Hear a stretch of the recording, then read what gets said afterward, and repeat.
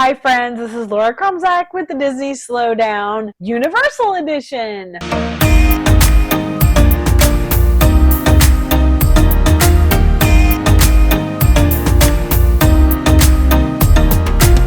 I know, we just love theme parks. I can't help it. We had a great time. The weather was beautiful. So why would we go to Universal? Well, because we can. Actually, my daughter had a field trip for her school, so we just kind of all went. And we had promised my son that when he finally was 56 inches tall and able to ride the Hulk, we would take him back. He finally crossed that milestone not too long ago, so we knew we owed him a trip. We were already going down for Samara's school trip, so we decided to just all go. And here we are at Universal, facing the Hulk. Jaden is finally tall enough to ride the Hulk. He has been waiting his whole life to ride this huge roller coaster. Oh my Lord. Look at that thing. I ain't riding it. I'm just saying.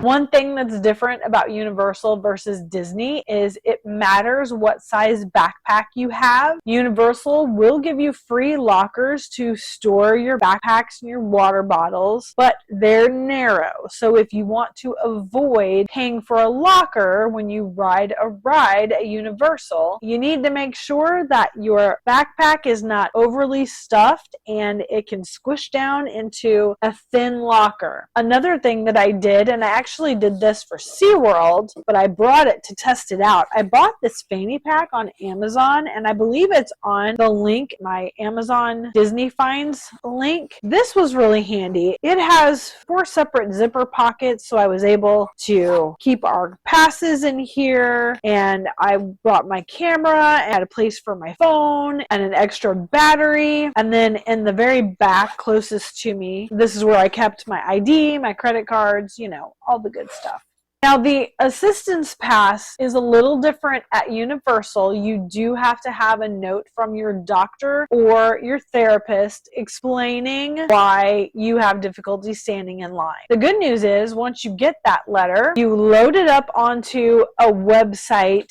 There's an app for that. IBCCES accessibility card. I don't know what any of that stands for. I know that Six Flags uses it and Universal. There's some other theme parks that use this service as well. Universal started using this last summer. We were able to get a letter from our therapist. We got it up on the website, and then you just had to have an initial conversation with a team member at Universal. Last year, the process was a little wonky. They've gotten some things ironed out. They've made some changes. All we had to do was once we scanned into the park, then we were able to go to guest services, get our updated card. This is what it looks like. It'll have the name and the valid dates and the barcode for you to scan. It tells how many people are in the party, and they ask you if stairs are a problem. Stairs are not a problem for us. So like if you had to use the elevator. They have instructions on how to use this pass. Basically, you go to an attraction, you show them this. If the wait is 30 minutes or longer, then they give you a return time. We had that on Velocicoaster. It was like 90 minutes, I think. So they gave us a return time, and then we did other things.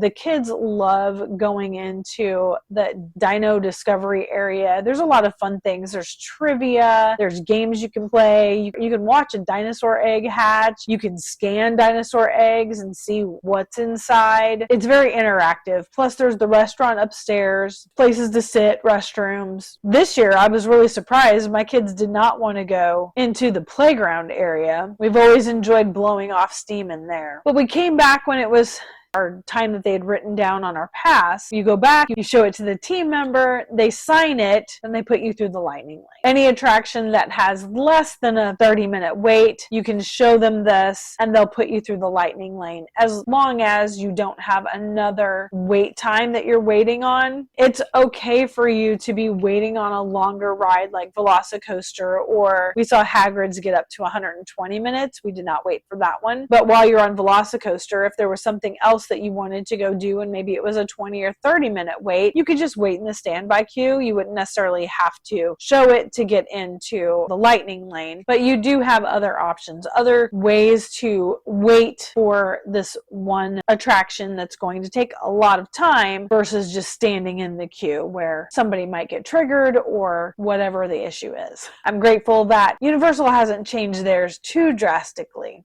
The Universal app is also very updated. It's colorful, got a lot of great information on there, and your restaurant menus, if you have any allergies, they've got a lot of information about every item on the menu. I was pretty impressed with that. When you open up your Universal app, this is what it looks like right now. Yes, Halloween Horror Nights is still going on. I always go to the map function down there at the bottom. You can kind of zoom in here. I mean, I just think it's really cool that you can see all the different lands. One land I didn't get to walk through this time was Seuss Landing. I really enjoy that little land and I totally missed it. We were in a superhero for the Hulk. We walked through Toon Lagoon and Skull Island and Jurassic Park and of course Harry Potter, but we completely missed Seuss. Then on the other side, Universal Studios, you can see Hollywood, Minions, Dreamworks. Oh, we did get to check out Dreamworks. We missed World Expo and Springfield.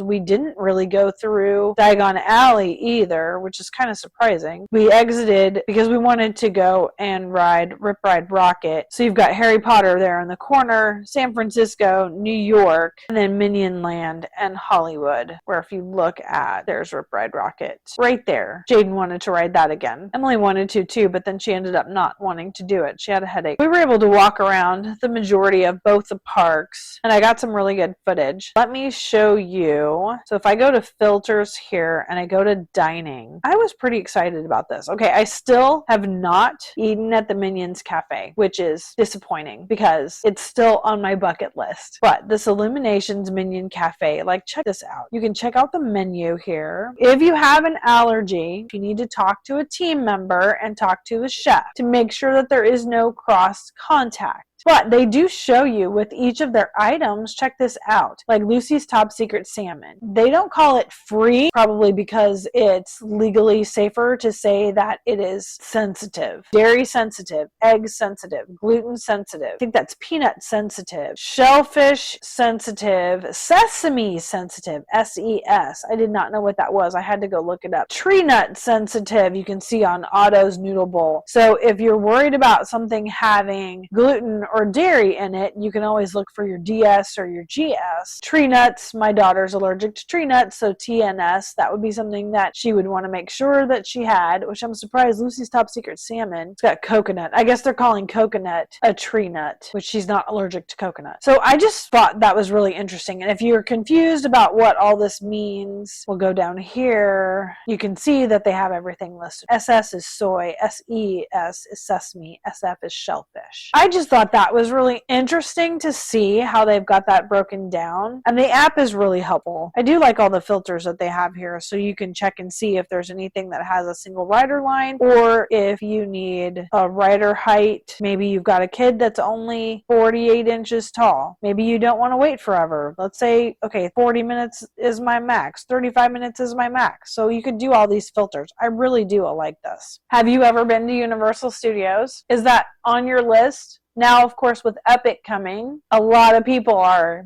very interested in going to Universal Studios. As of right now, if you don't have an annual pass, you can purchase 3 days at Universal, and one of those can be designated for Epic Universe when it opens May 22nd, 2025. The other 2 days, you can actually hop between Universal Studios and Islands of Adventure. I think you can even get a 3-park hopper for those 2 days if you want to include Volcano Bay. If you don't know this, you can ride the Hogwarts Express from either side. You've got Diagon Alley over in Universal Studios, which is London, or you have Hogsmeade over in Islands of Adventure, and the Hogwarts Express goes between those 2 lands and between those 2 parks. You have to have a hopper ticket in order to ride the Hogwarts Express, and it's different both directions.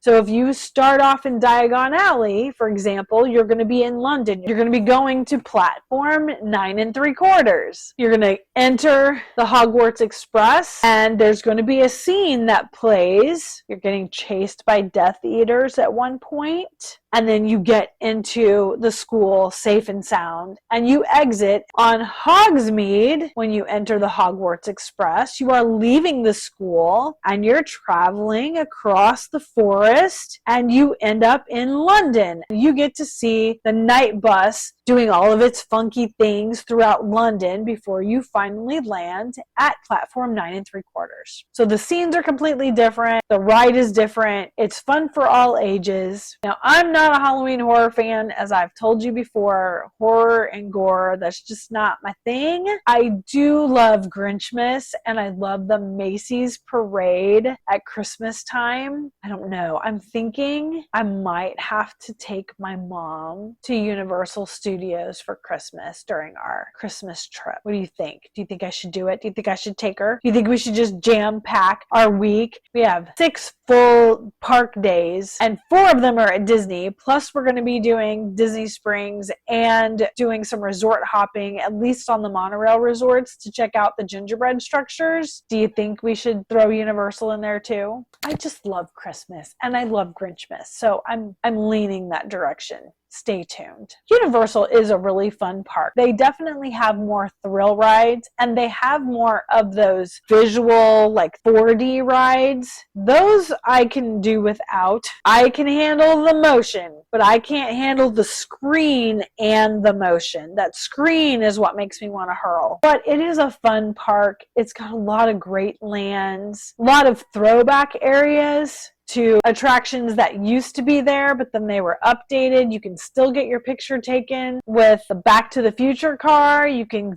get your picture taken with one of the Jeeps from Jurassic Park. Blues Brothers are still hanging around. You can catch a glimpse of the Mystery Machine. What I was really excited to go see was the new Dreamworks Land. That opened last year in June, so it's been over a year since it's been open. It used to be Curious George, Woody Woodpecker, and I can't remember the third thing that was there. But they moved Shrek and Donkey over to Dreamworks Land, which I think that's great, because when they got rid of them over there to expand Minions Land, everybody was like, oh, but the Shrek and Donkey meet and greet was there.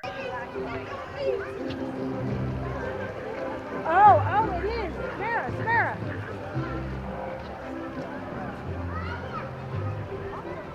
Jump on a lily pad, Jaden.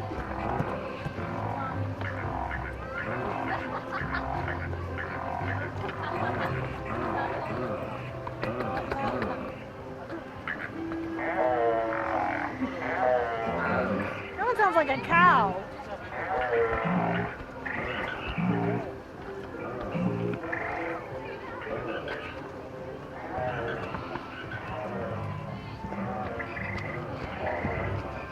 All right.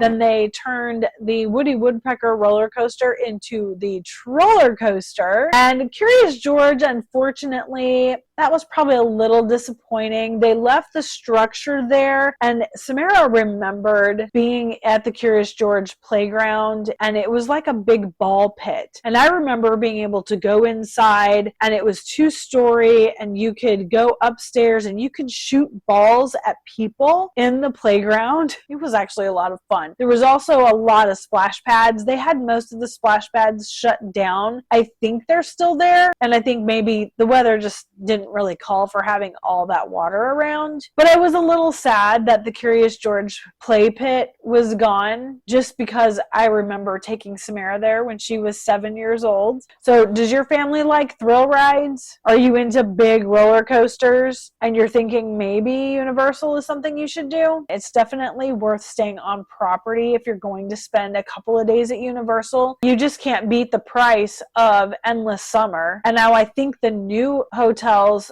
Stella Nova and Terra Luna, I think those are going to be value resorts as well. I'm not 100% sure. I know the Helios is a Lowe's hotel, and there's a lot of question as to why are they not offering the free express passes like they do with the Hard Rock Cafe, the Pacific Royale, and Portofino Bay. But I think maybe that will come. They're really doing a controlled launch of this epic universe. There's a lot riding on it, so I don't blame them. People are hoping that Helios will also end up coming with express passes, and maybe that's in the works for when it opens May 22nd, but they're not telling anybody yet. We'll just have to wait and see. And as always, if you would like to book a resort stay at Universal, you're planning a vacation, Universal, Disney, a cruise, any kind of all-inclusive, my girl Daria can help you out. Her contact information is in the description box below. Support small businesses. She's just a mom with a small business. It doesn't cost you anything. The resorts pay her fee, and she's a big help. I highly recommend. You may not be able to see my shirt. My friends have a nonprofit called Transfiguring Adoption, and it's Harry Potter-esque. They have a lot of great tools for families who need some help navigating the special needs arena. A lot of great resources. Their team has reviewed